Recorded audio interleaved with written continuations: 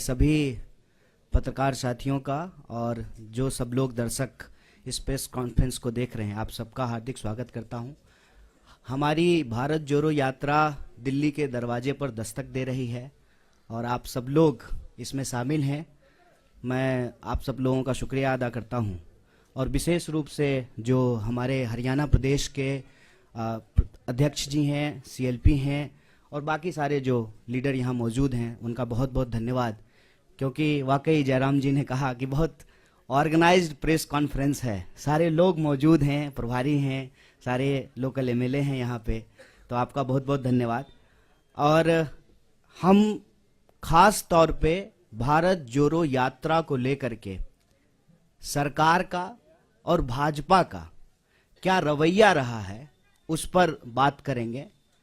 मैं सबसे पहले आपको ये कहना चाहता हूं कि आप सब लोगों ने देखा है शुरू से ही, जब से इस यात्रा का अनाउंसमेंट हुआ है, जब से इस यात्रा की घोषणा हुई है, खास करके भाजपा ने इस यात्रा पर चौतरफा हमला करना शुरू कर दिया।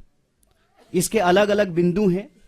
सबसे पहला हमला ये बोल करके किया गया कि भारत तो जुड़ा हुआ है, क्या जोड़ने के लिए निकले हैं। भारत जो है दुनिया की सबसे बड़ी अर्थव्यवस्था बन चुका है। मोदी जी के नेतृत्व में हम लोग जो है दोबारा विश्व गुरु बन चुके हैं। भारत लगातार जो है विकास कर रहा है। तो ऐसी कौन सी जरूरत आन पड़ी है कि आपको भारत जोड़ने की जरूरत है। आप लोगों ने यह सवाल कहीं ना कहीं सुना होगा, देखा होगा, आपके व्हाट्सएप पे आया होगा, आपने जो है अपने टीवी चैनल पे जो है बीजेपी जब बोलती है इसको तो इसको चलाया होगा। और चर्चाओं में भी भाजपा के लोग बार बार ये बोलना शुरू किए कि भारत तो जुड़ा हुआ है, तो क्या जोड़ने के लिए निकले हैं, इसकी जरूरत क्या है। तो मैं एक काउंटर सवाल आज उनका जो ये हमला था उसका करना चाहता हूं कि भारत जब जुड़ा हुआ है और भारत जोड़ो यात्रा की कोई प्रासंगिकता ही नहीं है आपके नजर में, तो आप इसकी चर्चा क्यों कर रहे हैं। हेल्थ मिनिस्टर इतना इंपॉर्टेंट पोस्ट होता है, उनको क्या जरूरत है इंक बर्बाद करने की, पेपर बर्बाद करने की, भारत जोड़ो यात्रा को लेकर के लेटर लिखने की। जिसकी जरूरत ही नहीं है उनके नजर में, उसकी चर्चा वो क्यों कर रहे हैं। पहला प्रश्न उनसे पूछा जाना चाहिए। हम ये समझते हैं कि देश जुड़ा हुआ है जमीनी तौर पर, भौगोलिक तौर पर, देश जुड़ा रहे भावनात्मक तौर पर भी, क्योंकि देश हमेशा देश के लोगों से बनता है। लोगों को हटा करके कोई देश नहीं होता है। देश के लिए लोग भी जरूरी होते हैं, जमीन भी जरूरी होती है और देश की संप्रभुता, उसकी आजादी भी जरूरी होती है। हमारे पास संप्रभुता है और उसी संप्रभुता के आधार पर जो है हम अपनी सीमाओं को लेकर के, सुरक्षा को लेकर के सरकार से सवाल पूछते हैं कि हमारी संप्रभुता अक्षुण्ण रहे। देश हमारा जमीन से जुड़ा हुआ है, लेकिन देश के लोग भी जुड़े रहे ना। जब इस देश के लोगों को उनके पहचान के आधार पर बांटा जाता है, उनके अंदर भेदभाव पैदा किया जाता है, एक के खिलाफ जब दूसरे को खड़ा किया जाता है, तो देशवासियों को आपस में तोड़ने की कोशिश की जाती है।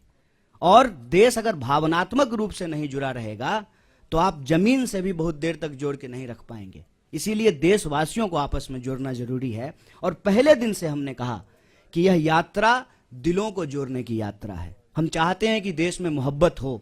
यह जो नफरत की बयार लगातार बह रही है, इस नफरत को हराया जाए, क्योंकि अगर नफरत का माहौल रहेगा तो देश के भीतर जो बुनियादी सवाल हैं, रोजी रोटी, कपड़ा, मकान, शिक्षा, स्वास्थ्य, सड़क, बिजली, पानी, ये मुद्दे गायब हो जाएंगे राजनीति के विमर्श से।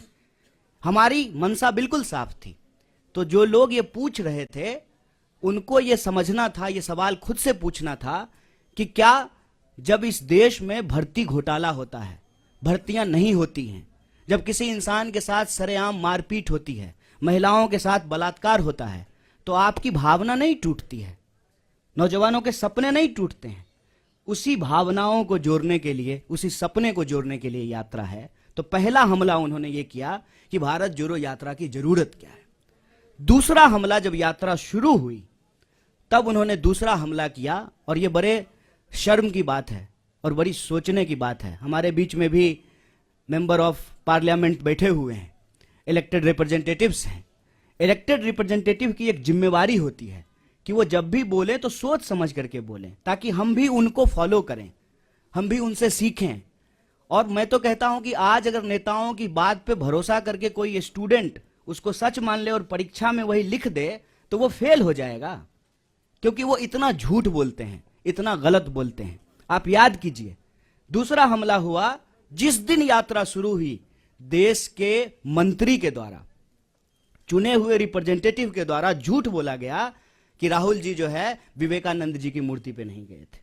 तो दूसरा हमला उन्होंने किया कि यात्रा जब शुरू हो गई है तो उसको बदनाम करने का। और यहीं पे यह बात रुकी नहीं, फिर बात आ गई जूते पर, फिर बात आ गई फीते पर, फिर बात आ गई टी शर्ट पर, फिर बात आ गई दाढ़ी पर, फिर बात आ गई महिलाओं पर। और यहां पर भी वो रुके नहीं, माने नहीं, हर दिन कुछ ना कुछ निकालना शुरू किए। और जब हकीकत में कुछ नहीं मिला तो जो उनका तीसरा हमला था, जो उनका डर्टी ट्रिक डिपार्टमेंट जो करता है कि किसी का सर किसी के जो है सर के ऊपर लगा दो, किसी का आवाज कहीं पे चिपका दो, यात्रा को लेकर के नकली वीडियो बनाना शुरू किए। यात्रा जब आगे चली जाती है तो पीछे सड़क खाली ही होगी, यात्रा आगे बढ़ गई है तो उस खाली सड़क का वीडियो बना करके दिखाते हैं, कोई है ही नहीं। अरे भाई, जब कोई है ही नहीं, कोई लोग यात्रा में आ ही नहीं रहा है, तो क्यों आपको अभी जो है प्रोटोकॉल की याद पड़ी है? कोरोना प्रोटोकॉल की जरूरत क्यों है? क्योंकि आप तो यही दिखा रहे हैं वीडियो बना बना करके कि कोई यात्रा में आ ही नहीं रहा है। जब कोई यात्रा में आ ही नहीं रहा है तो क्या पेड़ को मास्क पहना दें कि सड़क जो है लपेट करके कंधे पर रख दें राहुल जी के कि नहीं नहीं आप आगे बढ़ गए हैं, सड़क को पीछे कैसे छोड़ दिए हैं, इसको भी लपेट करके कंधे पर ले जाइए। वीडियो, नकली वीडियो, कभी जो है तबलीगी जमात तो कभी कुछ नकली वीडियो बना रहे हैं। जबकि यात्रा में जो लोग शामिल हैं वो देखते हैं सबसे आगे इस देश का राष्ट्रीय ध्वज होता है। और जयराम जी, दिग्विजय सिंह जी, इनसे हम नौजवानों को सीखना चाहिए कि लगातार वो उस झंडे के साथ चलते हैं। हमारा सेवा दल जो हमारे स्वतंत्रता आंदोलन के जमाने के जो गाने हैं उसको गाते हुए चलते हैं। पीछे जो है हमारा एक बैंड पार्टी होता है जो म्यूजिकली जो है देशभक्ति गानों को बजाता है और उसके पीछे जो है वो राहुल जी चलते हैं। तब जो है इस यात्रा के ऊपर जो है देशद्रोह जैसे कालिख लगाने की कोशिश करना, गलत वीडियो बना करके इसको बदनाम करना, ये इनका तीसरा हमला है।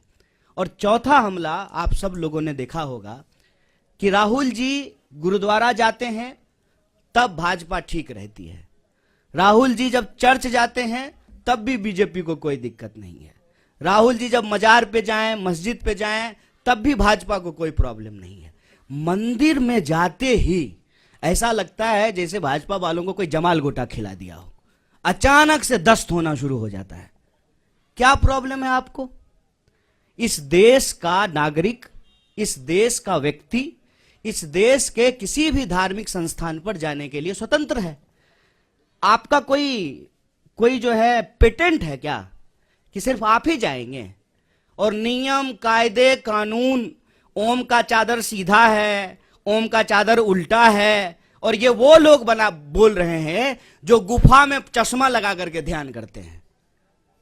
ये जो चल रहा है इससे मैं बस एक अर्थ निकालता हूं कि इन्होंने बहुत कोशिश की कि इस यात्रा को इग्नोर किया जाए। इनसे इग्नोर नहीं हो पा रहा है। बहुत प्रयास किया, बहुत समझाया अपने कार्यकर्ताओं को कि यात्रा गुजर जाए, बिल्कुल खिड़की दरवाजा बंद कर लेना।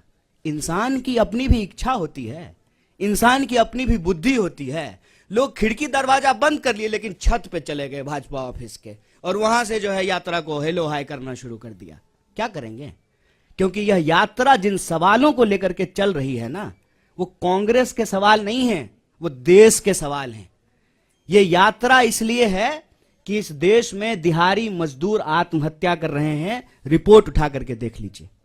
यह यात्रा इसलिए है कि इस देश के नौजवानों के सपने टूट रहे हैं। अब किसान के साथ साथ नौजवान भी आत्महत्या करने पर विवश हैं। आप व्यापारियों, छोटे व्यापारियों की हालत जाकर के देखिए कि किस तरीके से उनके उद्योग धंधे, उनका कारोबार जो है वो समाप्त किया जा रहा है।